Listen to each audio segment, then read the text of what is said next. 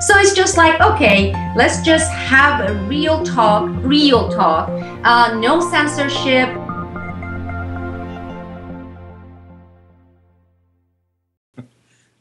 Welcome to this edition of the Boiling Frogs Post Roundtable.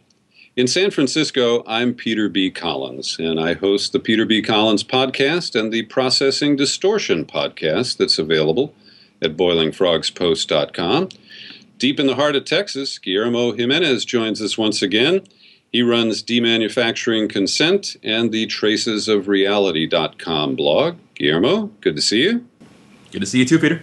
And joining us from the Eye Opener Post in Japan, we have James Corbett of CorbettReport.com and the Eye Opener video series here at Boiling Frogs Post. Good to be here, Peter. Thanks. And the good-looking member of our panel, our publisher, and of course the author of Classified Woman, Sibel Edmonds. Hello, Sibel. Hello, everyone. It's been a while since we've been able to convene, and quite a bit has been happening in Ukraine, and we'll start there. I also, during this conversation, want to learn more about the situation in Turkey, and Sibel is certainly very well positioned to advance some of our knowledge about that.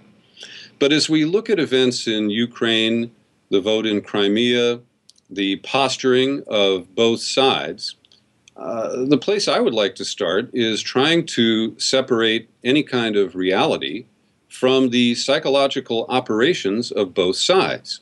We start with the U.S. and NATO, which was in a protracted effort to seduce Kiev into a Eurocentric relationship.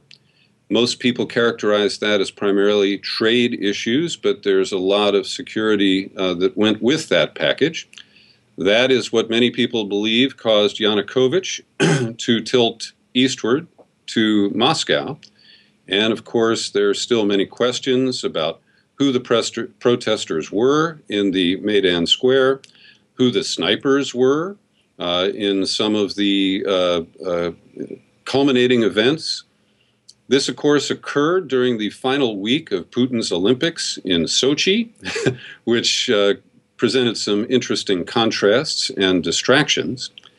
But we also know that the U.S. spent at least $5 billion on so-called democracy-building projects in Ukraine that were aimed at destabilizing a democratic government. Corrupt, yes, but democratic, I think most people would widely acknowledge. And now, similar to the way the U.S. pivoted after the military coup in Egypt last year and said that that coup put Egypt on a path to democracy, the U.S. now maintains the legitimacy of the self-appointed government in Kiev against the challenges from Moscow about its very legitimacy. So those are just a few of the observations I have to open this discussion. And I'm going to pick on James next. He didn't know this was coming. But James, give us your thoughts and your perspectives on the events as you've seen them from your post. Well, I guess what strikes me first and foremost is the hypocrisy at every single stage of this this conflict so far. The hypocrisy coming, of course, from people like John Kerry.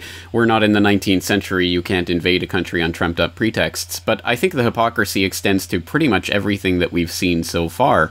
Whether you look at, for example, the protest over the Crimean referendum. Oh, you can't have a referendum like that. That's against the Ukrainian constitution.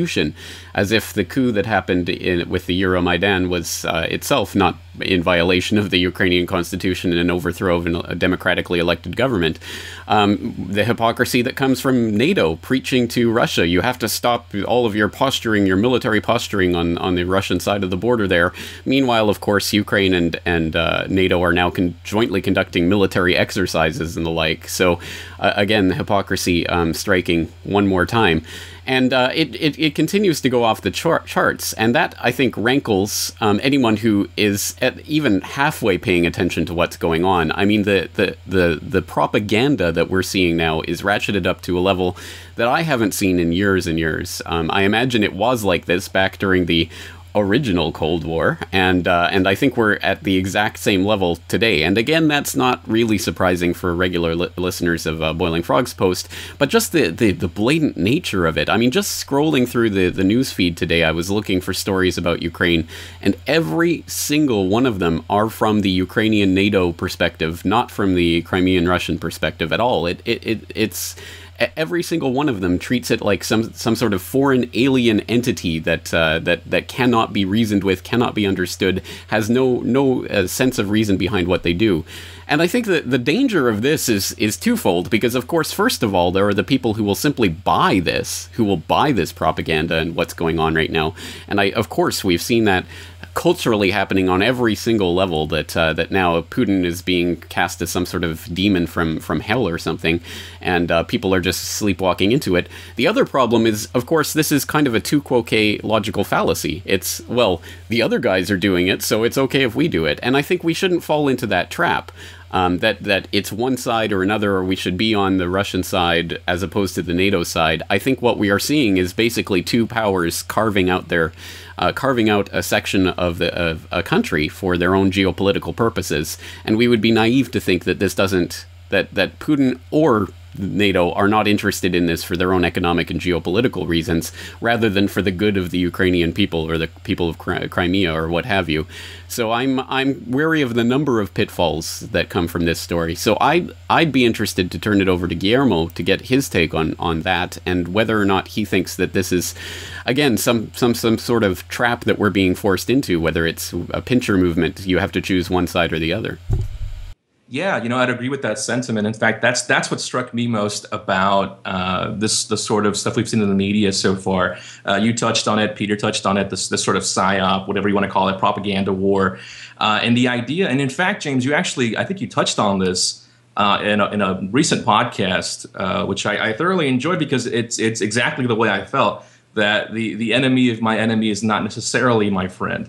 And the way this has been framed in the media thus far, I think I've said this once before, but I really do feel like it's like this. It's something like a multiple choice test, and one with only two answers. It's either A or B. It's you're either with the U.S. And NATO, or you're with the Russians. In other words, if you point out the fact that this is in some way, in many ways, really been orchestrated by the U.S. and NATO, what's happening in the Ukraine, then you are then, by extension, a Russian apologist, you're a Putin apologist, and so forth. And so that's the way it's been framed in most of the media.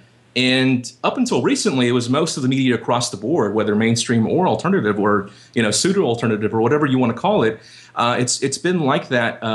It's been that sort of dichotomy, that false dichotomy throughout. And that's what really struck me the most about it. That's what I kind of been focusing on, is the way it's been framed in the media so far. And something else you pointed out that I felt was worth echoing in regards to the media as well. The way Russia is painted in this, if they're mentioned at all, right? If the perspective is at all brought up, it's in a sort of, as you say, in a way that this other entity, whatever it is, cannot be reasoned with, cannot be talked to, and this is a classic dehumanization tactic when painting your enemy, or how should I put this? When framing an enemy, it's important to do this, of course, in the minds of the public. Otherwise, well, they wouldn't be your enemy. They could, if you saw them in the same way as relatable as people that could be talked to with something could be reached through diplomacy. In other words, so that's something that gets forgotten immediately. The war drums start beating, and that's always the solution is intervention on the part of either the military directly through the United States or through NATO. So that's kind of my 2 cents on that thus far. Sibel, well, tell us what you think. Sure. Well, I think a lot of posturing's going on both sides, while both sides know exactly how this game is going to end.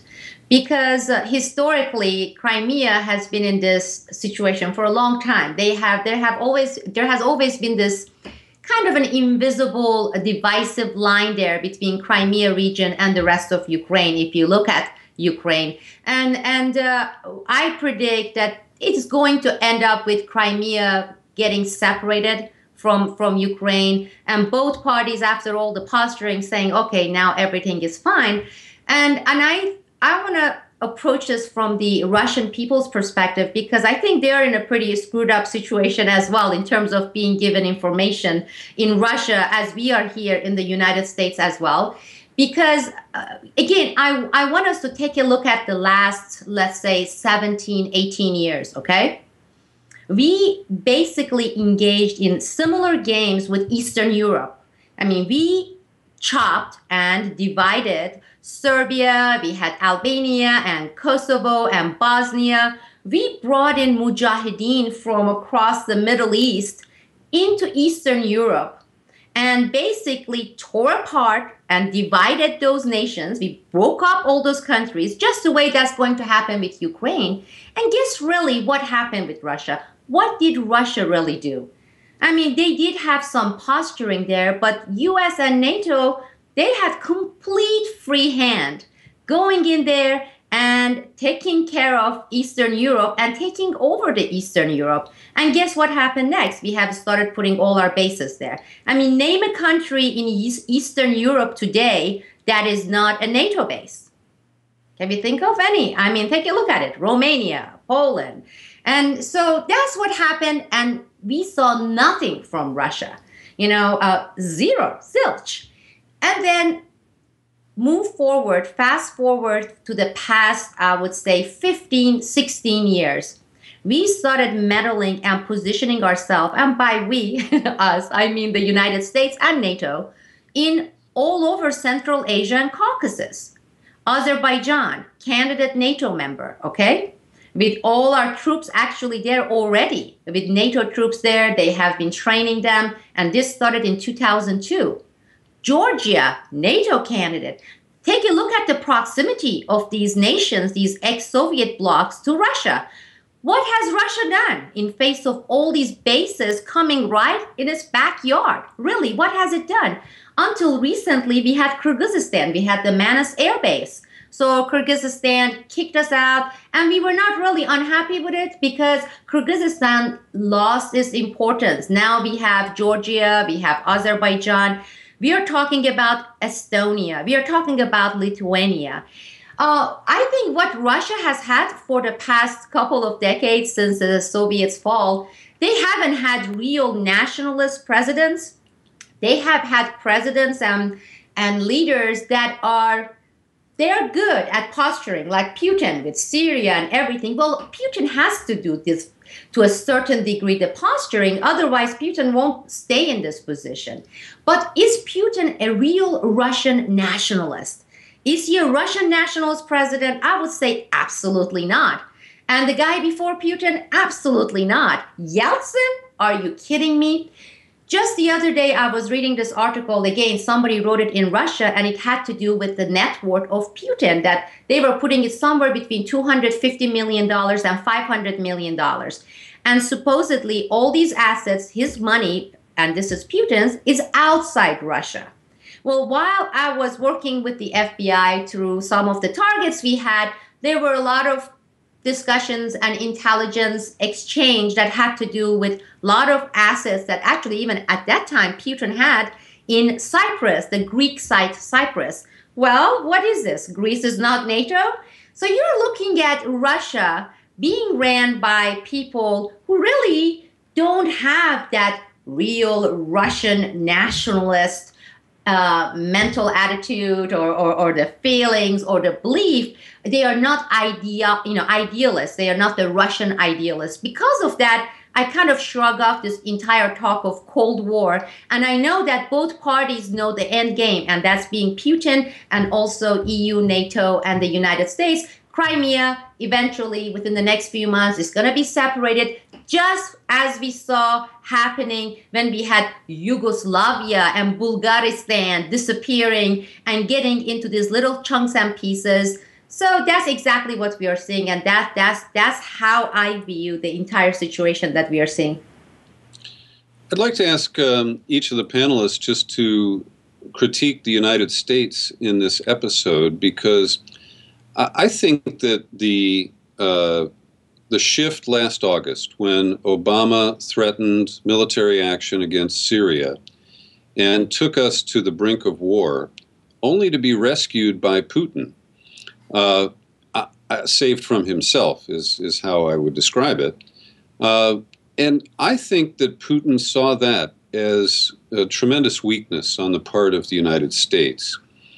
And coupling that with the personal snub because Obama wouldn't attend the Olympics, and Obama said he was doing that because Ed Snowden is still in Moscow, and perhaps over the gay issues. But bottom line is, I think that there's a combination of ego and personal pique, plus the opportunism that was really exposed in the way the U.S. mishandled that episode with Syria. James, you want to start?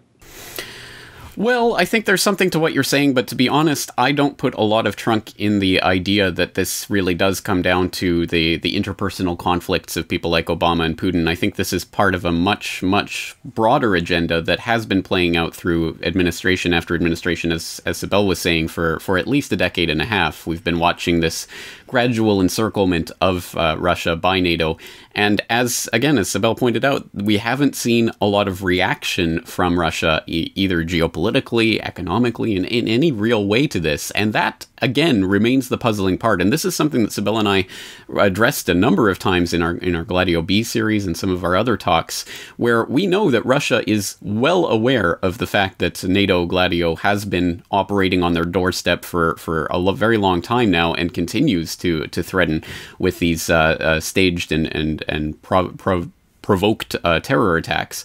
And yet, although presumably they do have the goods on this, have still not come out with produced the goods to show that this is happening. And it really does raise the question of why? What is going on here? Why do they hold back? And I think one of the answers to that question that at least makes some plausible sense is that the war on terror narrative and all of this, again, serves Russian interests in the same way that it serves interests at home, so that Obama can use the national security threat to implement whatever type of agenda he's looking for, in the same way that Russia can use the national security threat, and Putin can parade on the victims of various terror attacks, including the ones that he, if not staged, at least certainly looked the other way when they happened back when he was coming into office back in 1999 with the Moscow apartment building bombings, which again, I think is a very, very blatant false flag event that needs to be looked into. So I think that rather than looking at these individual leaders, I think what we need to do is examine the geopolitical and economic interests behind them. And again, I will have to side with Sibel on this. I do see the propaganda war framing this as the new Cold War, and insofar as that is the new frame for what's going on, I think that will play itself out in reality. I think there will be that tension. Everything will be framed within that from now on. But I really do question to what extent these people are not, if not exactly on the same side, at least not exactly on opposite sides. They're using the same strategies and the same types of terror campaigns and the like to produce the same results in their populations. So I'm quite skeptical about the way this is all being framed and where it's heading from here. And again, that's why I want to warn about the either or mentality that comes along with these types of conflicts. Yeah, that's a very good point. The false choices are often, just presented to distract you from a whole range of other possibilities, and it's quite effective. There's no doubt about it. Guillermo? Yeah, well, I guess just to add to that, I mean, I know what you're saying as far as what this appears like on the surface with regard to this new Cold War. I've read commentaries like this in the press, specifically regarding Snowden, because you brought him up, Peter. This was supposed to be Putin's great chess piece that he was able to claim in providing Snowden asylum. He was able to claim this politically as a great victory, and sort of put that in the face of the United States. And of course, Syria is another one of those things that superficially, at least, could be used in that same way. I think you're onto something, though, James. That's very interesting, and it's giving me at least some pause for thought. The idea that this global war on terror meme benefits not just the United States, but countries like Russia as well. That's again appear to be diametrically opposed, but are they really? So that's interesting. Again, it's given me a lot to think about, but. Other than that, I really don't know what else to offer at the moment regarding that specifically. Sibel? As I said a few months ago, 7, 8 months ago, I said with Syria, well, the only thing we are seeing here is a pause. The only thing we are seeing. It has been placed on pause and it's going to restart again. It's not that, okay, permanently hands off, Russia won, Putin got his way. No, not at all. And if you look at the latest bill that was passed, the fact that we just sent tanks to the rebels, the fact that it's heating up again between the situation between Turkey and Syria, which is with Turkey, we are talking about NATO and US, of course, green light and the leading from the back. We are seeing that we are going back again with Syria.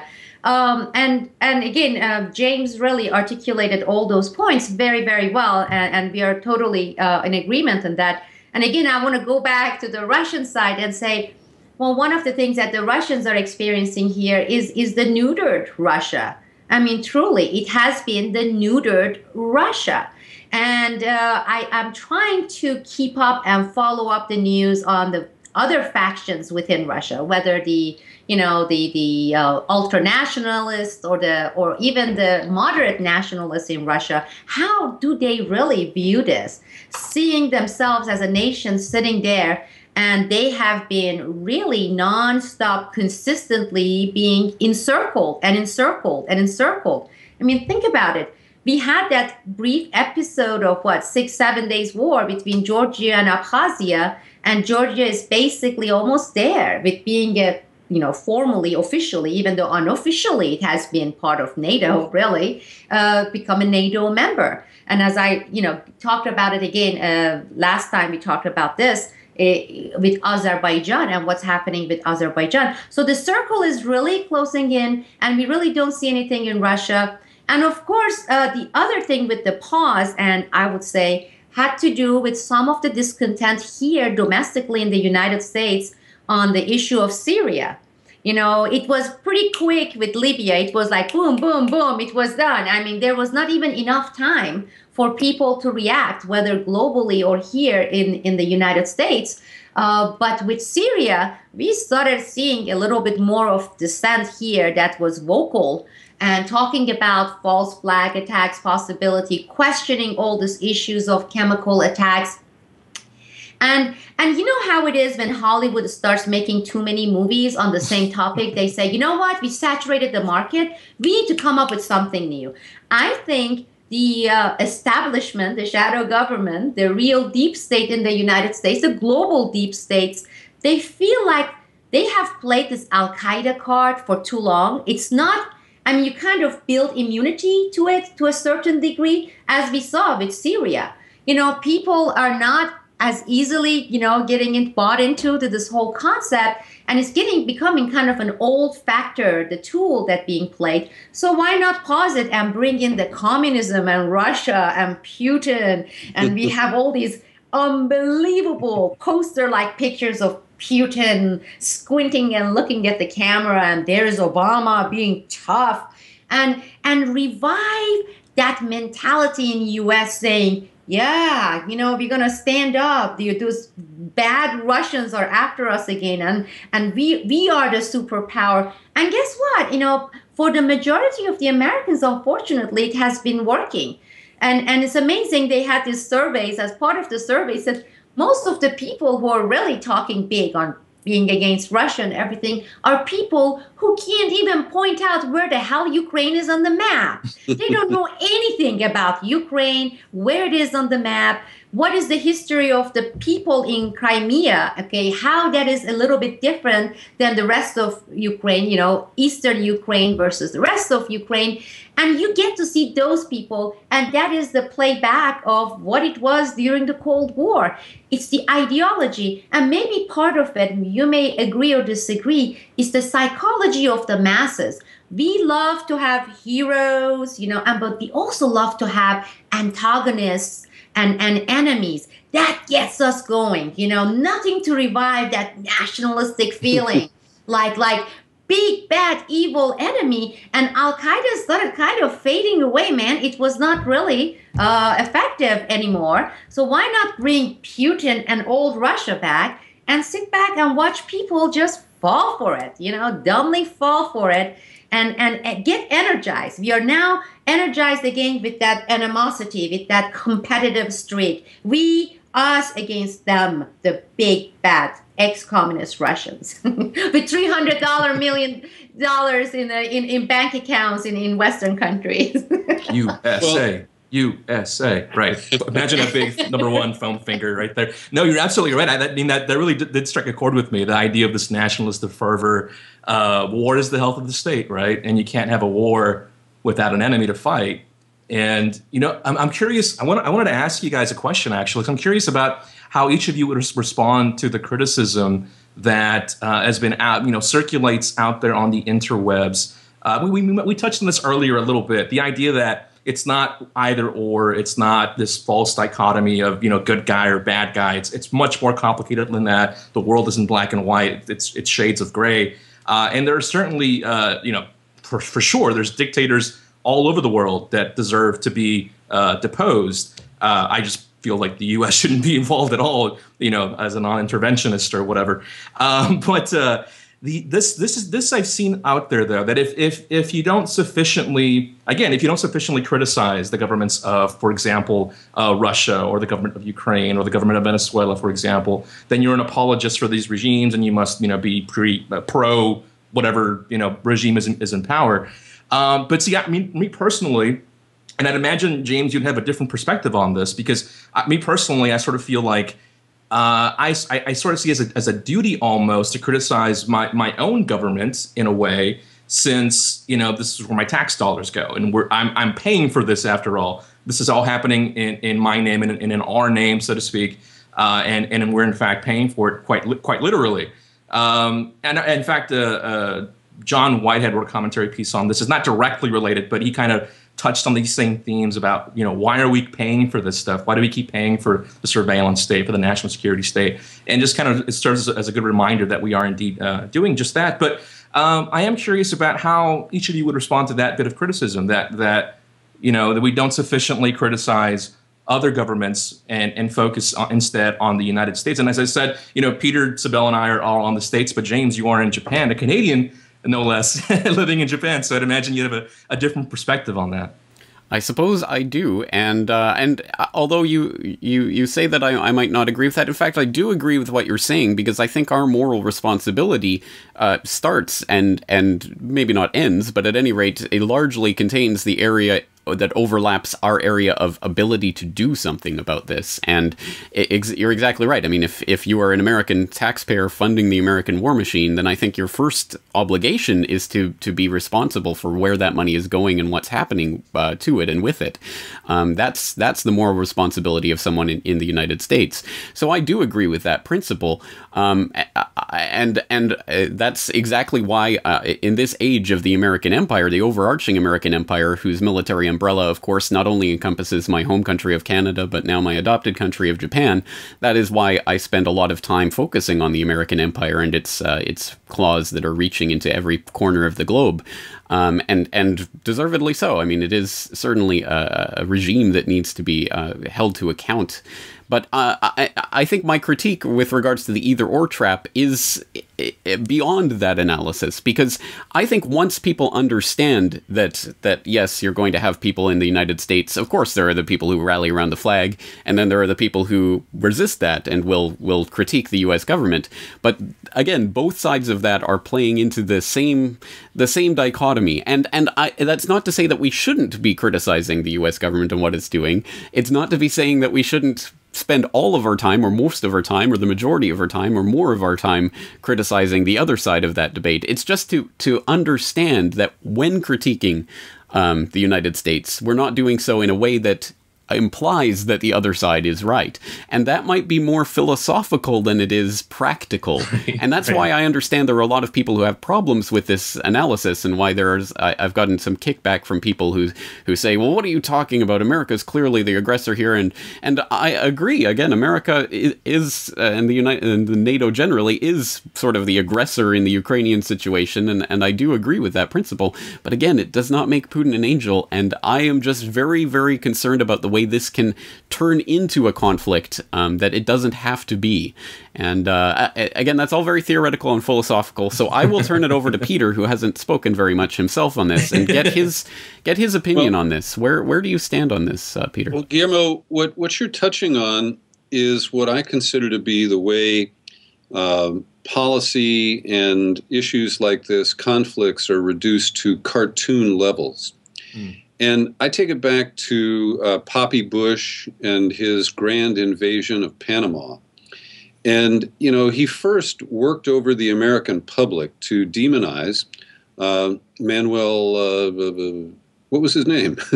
Noriega. Manuel Noriega. See, we forget these cartoon guys. And then, of course, with Operation Desert Storm, he intentionally mispronounced Saddam and tried to turn him into this big, super evil character. And so this is something that I think their market research has shown the American people are pretty easy to buffalo with. And you create these extreme images of good and bad, and you demonize your opponent, you know, with everything from halitosis to false claims of nuclear biological weapons, to the point where people, it triggers that nationalist response. Well, we're the good guys. Everything we do is right.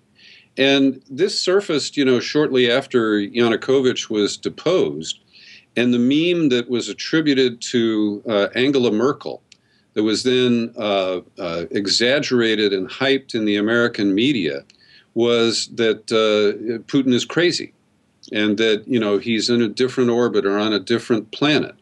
And there are a lot of negative things that you can correctly say about Vladimir Putin, but I don't think he's crazy. I think he's a very smart and calculating man.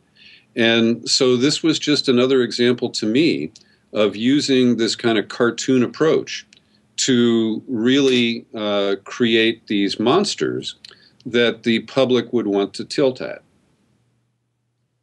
Well, actually, one of the things that one of the points that Guillermo's question raised for me, brought up, which was, I think it's a very good point. It's not exactly on the same channel of the thoughts that we have been discussing, but when it comes to the dollars and money and the taxpayers, etc., I want to point out to two other facts here at play. Number one, even though it has been on the back pages, I do the aggregated news at Boiling Frogs Post, NATO for the past few days has been screaming and saying they have been suffering budget-wise.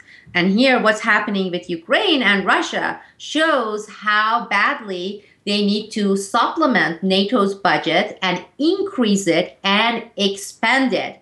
And with all the tension going on, I believe they're going to sail through that too. Because again, with NATO as well, after the fall of the Soviet Union, you had the rest of the NATO member nations saying, well, you know what, Cold War is over. So, and with all the austerity and everything happening all over Europe, it was kind of a sticking point issue with the Europeans of increasing NATO's budget.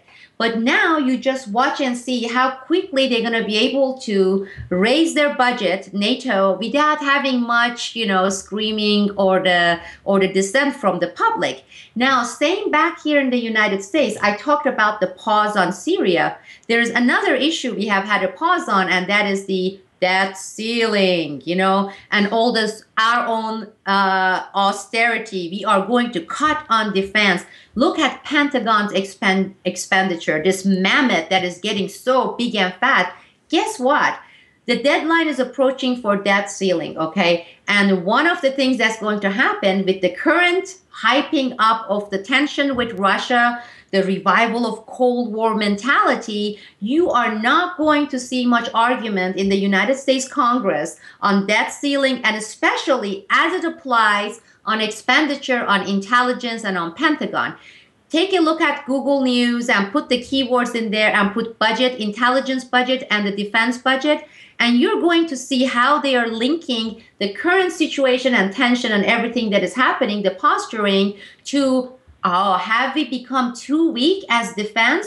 I read another headlines. I didn't read the entire article talking about Isn't it time to expand the CIA and have them refocus on their espionage activities and with what's happening in Russia? Because CIA has become too small or weak in terms of its own espionage activities against Russian. So what you're going to see with all this is next time when it comes up, which is going to come up, all the negotiations and discussions in Congress with the debt ceiling and budget and cutting the defense and intelligence, you're not going to hear a peep from any of the representatives. Nobody's going to dare to be not nationalistic and American during this tough, scary time against Russia, not to raise the debt ceiling and not to expand this already ginormous Pentagon further, because that's another great externality, positive externality that is providing the situation, the posturing, the exaggeration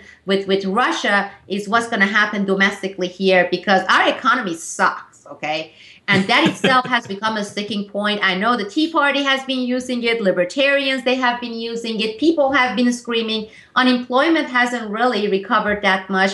And having this, as it did with Cold War for 40 years, 50 years, no matter how much you spend, it's not enough, dude. Spend more. And if we are real Americans, if we are proud of our flag, we're going to say, what do you mean you're going to increase it by 5 billion? Make that 50, okay? There is that big, bad, evil Russians there. So that's another thing we're going to see. And as taxpayer, Guillermo, I'm very concerned. Well, just to back you up on that point, I saw a tweet from our old friend NATO Secretary General Anders Fogh Rasmussen the other day saying exactly that. Now is the time to start increasing the NATO budget again. And so I replied with something to the effect of, you bloodletting psychopath, or something like that, which received a lot of retweets, thankfully. So for you, exactly. Yeah, no, yeah. But I think you're exactly right. We can see this coming, and we've been experiencing it here in the Asia Pacific region for a while now, with the new threat of the Chinese boogeyman, and that being the Asia Pacific pivot and the increase in military budgets here. Now there's another front on this new Cold War, as it's being termed. If you don't mind, I'd like to hijack this conversation and steer it towards our other topic of Syria and the Seymour Hersh article in the London Review of Books that came out recently, because I'm actually have to get running along to another interview at the 1:15. So I just wanted to turn to this issue of Seymour Hersh's new article. And for people who haven't seen it, it is at lrb.co.uk, the red line and the rat line, and basically talking about the Syrian chemical weapons attack in Ghouta last year, and the intelligence that was being formed around that was trying to put the blame on Assad, but that tended to backfire, and that's why the whole operation to bomb Syria was called off. For people who don't know, this is basically a continuation of Seymour's reporting, Hersh's reporting. I shouldn't be on a first-name basis with someone I don't know, I suppose. With Hersh's reporting in the LRB back in December, and basically this is just a continuation of that with more behind-the-scenes details. And of course, like every other Seymour Hersh article, it's based on insider accounts of anonymous intelligence officials and people who are involved in these conversations, so take it for what it's worth. And I want to, in fact, specifically to ask Sibel's opinion on what it's worth, because I know you've talked to Seymour in person, and you know him to a certain extent, and here he is writing this article now, months and months and months and months and months after the incident, and months after we've been talking about this, to come out with the behind-the-scenes details of, for example, Erdogan's visit to the White House last year, and what that was all about, and what officials were saying, and in fact coming out exactly to confirm what you and I were talking about in our conversation in January about Erdogan and his reverse engineering. And he quotes, for example, one intelligence official as saying that by the end of 2012, Erdogan was pissed and felt that he was left hanging on the vine. It was his money, and the cutoff was seen as a betrayal, basically the cutoff of the Syrian invasion plans and everything. So Erdogan felt like he was holding the bag, so he wanted to stage something to get back into it. So it puts all this blame on what Erdogan was doing in engineering this chemical weapons attack. Very interesting. Very interesting this is coming out now in the way that it is from a source who clearly has a lot of sources on the inside of the White House and intelligence officials and people who want to leak this to him for their own specific reasons. Sibel, why is Seymour Hersh coming out with this now, 6 years into the Obama administration, who he has not criticized at all, really substantively so far? And that's a good way of starting this question, because we have always talked about the importance of context and history. It always comes up during our roundtable, how it is with media. They never provide that. And it's so important to quickly provide that context, okay? Because I wrote several articles in a way, politely, which is not my usual modus operandi. Politely, I had been criticizing Seymour Hersh. And one of my articles, I went back and I counted his novella-like articles during the Bush administration. And during this time, he also wrote an entire book, a very thick book. He wrote for New Yorker 16 articles during the Bush administrations. And on average, each one of these articles were 10 pages long, single-spaced, tiny little fonts at New Yorker. And then about a year and a half, 2 years ago, I went and I counted during the Obama administration, he had one, and it had nothing to do with any of Obama administration's wars and black ops, et cetera, et cetera. And and during the Obama administration, we have had so much happening. You know, we had Libya, and where was Seymour Hersh? Absent. And we had Egypt happening. Where was Seymour Hersh? Absent. We have had, you know, the Syria situation. We've had that since 2011. In fact, Boiling Frogs Post was one of the first sites that reported Americans, NATO, and U.S. troops training the rebels in southern Turkey using the U.S. base in southern Turkey, Incirlik base in Adana. And this is November, okay? This is October, November 2011. Where was Seymour Hersh? Nowhere to be seen. NDAA, you name it. He has been absent very conveniently because we have had a Democrat president. And because New Yorker has been very happy to say, we give all your salary, just shut up, go away, have a vacation. Once we have the Republican come back and just, you know, start where you left off, okay? Now, I know him. He's been a friend. As a person, I respect him. I like him. But as a journalist, he is a highly biased, highly partisan person, which is, again, a norm with mainstream media because he's been working for the New Yorker, and all you have to do is look at the New Yorker. As far as this article is concerned, it is not like lots of misleading stuff. No, it's a decent article. There are some really good points in these articles, and I wouldn't be surprised, as we have discussed it, even we were talking about the fact that probably that was a false flag operation with this Syrian case with Syria, and most likely Turkey was going to be the country that was going to come up with this, saying, oh, here it is, we proved. In fact, even after the international community ruled out Assad as the source and Assad regimes as the source of this chemical operations, Turkey said, we don't accept that. We're going to have our own labs. Okay, we're going to have our own labs examine it. And most likely we're going to arrive at a different conclusion. So I don't even disagree with that hypothesis theory that most likely, Turkey was behind this. It was made up. But what Seymour Hersh has done here is he has put a lot of this on Turkey and Erdogan, and especially now, especially since for the past 6 months to a year, U.S. has been totally up the propaganda against Erdogan. And this is Fethullah Gulen, the imam with the CIA operation trying to oust him, and of course the rift between Erdogan's administration and Fethullah Gulen. So, and they did their best. And this is the neocons. This is the Israel lobby. This is the Obama administration with the mainstream media here in the United States talking about, how he's become unpopular. And guess what? The results came back, the elections results, and the party didn't even lose less than 2% popularity relative to compared to 2 years and 4 years and 6 years before with the elections. So for Seymour Hersh to come right at this point to write this, to put all this beef and the focus on Erdogan and on Turkey, yet Seymour Hersh did not talk about, and despite all his high-level U.S. military sources and U.S. intelligence sources, he's not talking about how in 2011 it was NATO and US training the rebels there. It was US, and it has been US and NATO directing all this scenario using Turkey, because Turkey is the neighbor and it's right there across the border against the Assad administration, and just making this. You can take all these different cherry pick all sorts of facts, throw in a few hypotheses, and arrive at any conclusion you want to arrive. And with Seymour Hersh, in this case, it's even more pathetic. There is no conclusion. He's saying probably, most likely, possibly, maybe Erdogan and Turks were setting this up as false flag. Well, we talked about that. We talked about that. This is highly possible. Sure. So what's the deal?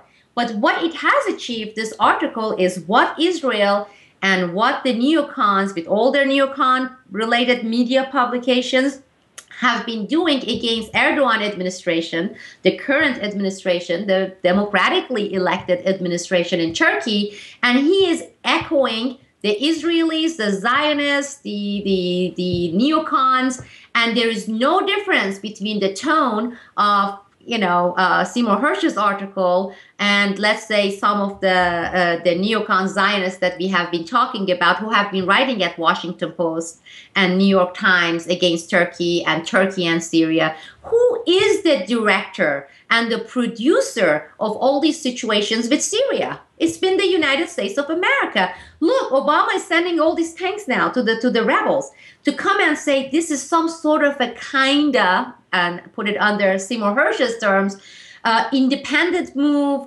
by Erdogan and Turkey. That is really hypocritical. And considering the situation the United States put Turkey in, because US used Turkey, did all the stuff, and of course with Putin, and we talked about that, everything that happened, United States decided to put a pause on Syria. Guess what? Who left out there really naked? It was Turkey. It's like, you caused the situation. Now we are really big time enemies, Assad regime and the Erdogan administration, Turkish government. And with all the refugees that are coming to Turkey, all the chaos that is happening along the borders, now you said you decided to put a pause. Well, what are we going to do? So Erdogan has been saying, heck with you. We're going to do some of the stuff ourselves.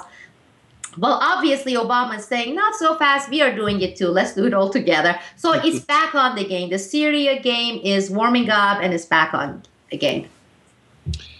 Well, Anyone I have else? a couple of things. One is that I share Sibel's frustration with Sy Hersh, and I canceled my subscription to The New Yorker a couple of years ago because they weren't publishing him anymore. I missed the cartoons. What I will say is that his article did confirm some important things that we could only speculate about before. Our friend Pepe Escobar was the first to relate the Benghazi episode to gun running of Libyan arms into Syria. And Hersh advances that to the recipient party being al-Nusra Front, which of course is widely reported as al-Qaeda linked in the American media. The other piece, I think that while we can quibble with some of the unsourced information that Hersh published, I think that the bottom line is it destroys the credibility of Obama and Kerry in their assertions last August that we know this, we know that, we know. And they were lying. And that part is extremely clear. Now, also sourced through Pepe Escobar, my leading suspect for the supplier of the ingredients for the crude chemical weapon that apparently was used in Ghouta was Bandar and the Saudis. So in some ways, Hersh appears to be providing some exculpatory information regarding at least a direct Saudi role in the use of chemical weapons in Syria. But I also think that the benefit of this story is, to the extent that Americans become aware of it, and that's another problem, is that because it was published in London, There are blog articles about it, but very little has surfaced in the corporate media, at least to my knowledge. But to the extent that people know about it, I think that it'll give further pause to any aggressive American moves in Syria, and I can only regard that as beneficial.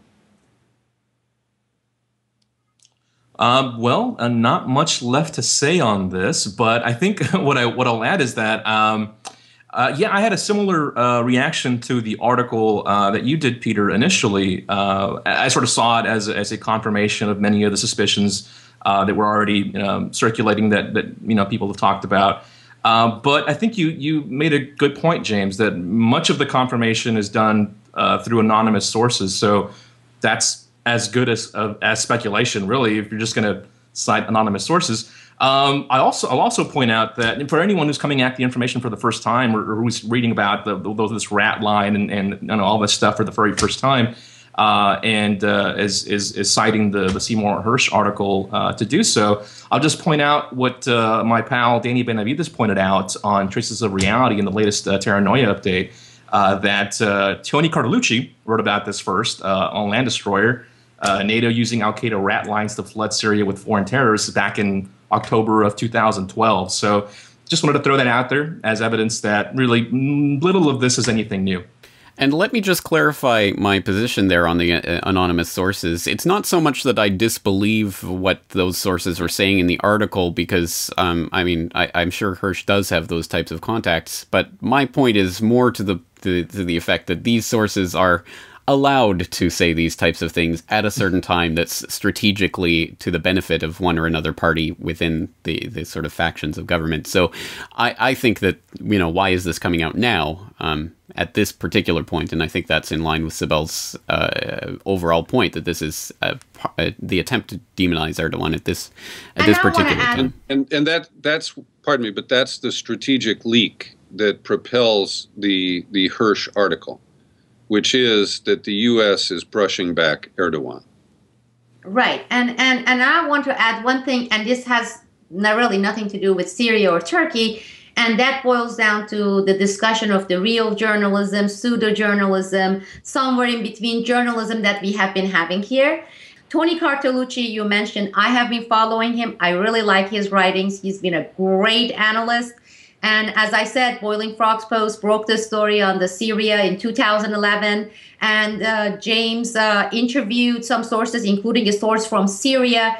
So you're looking at all these independent, alternative, small journalists who have been doing all this reporting on Syria. And even our source was attacked. Well, how do we establish that much credibility, even though he was proved to be absolutely solid with what he provided to us? So we have gotten much more than at the end of this whole stage with Syria, doing nothing for 6 years. Seymour Hersh comes back and writes a 6-page article saying, dude, where have you been? Okay, number one. Number two, with all your resources, with all your contacts, you came up with this. A, it's old story, even though it confirms some of the stuff. B, we have had all these independent journalists putting all this stuff forward. And so it just shows you that independent media and some of the real, true independent journalists are doing, work superior to those formerly Pulitzer-winning people. And for some of them, I would say, instead of taking these 6-8 years absence, either say, I have reached senility stage and goddamn retire and go away and enjoy all the money you've made from all the stuff. Good for you. You have done some great work. You're a good friend. I like you. I have enjoyed all our, gatherings and everything. But just with the dignity, say, you know what? I'm retiring. I'm 75. And I just make myself look so dumb and without integrity, going away and taking vacation for 8 years when it's a Democrat becoming a president. And I'm not for Seymour Hersh, Seymour Hersh is for everyone. Just get the hell out of the industry, okay? Go enjoy your money and don't come back. Or if you want to be a journalist and if you want to look like you are someone, or if you want to show that you are someone who deserves to be recognized as a great journalist, then do the journalist like a goddamn journalist does, regardless who is in the office, okay? Do your research, write those novella, great articles that you wrote during the Bush administration. I didn't disagree with a single article he wrote. They were fantastic. I was saying hooray to him. But guess what? I mean, it really lowers, that makes a person stinky to come and take a 6 years vacation. So it's time for Seymour Hersh, I believe, and I hope if he's listening to it, he will take a cue, retire, go play tennis. He loves playing tennis, and just go away, okay? And put your Pulitzers over there on the wall, but go away. But don't do these paid vacation by New Yorker, because that's not journalism. And that's my last word on this. Sibel, don't hold back. Tell us what you really feel. No, I won't. No worries. On that note, our thanks to Sibel Edmonds, James Corbett, Guillermo Jimenez, and I'm Peter B. Collins. Thanks for joining us for the Boiling Frogs Post Roundtable.